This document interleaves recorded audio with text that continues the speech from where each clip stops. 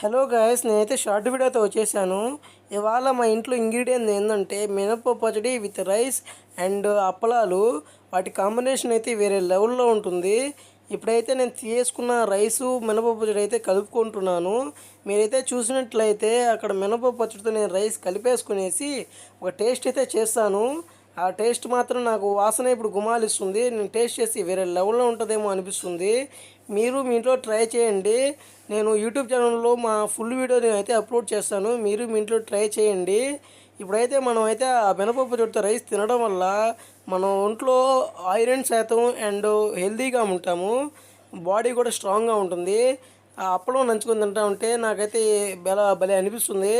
అప్పలం బదులుగా మీరైతే ఎగ్గు కూడా చేసుకోవచ్చు. ఇంకా లెవెల్లో ఉంటుంది అయితే టేస్టు. మీకైతే ఈ వీడియో నచ్చినట్లయితే like, share, subscribe my channel. Please support me.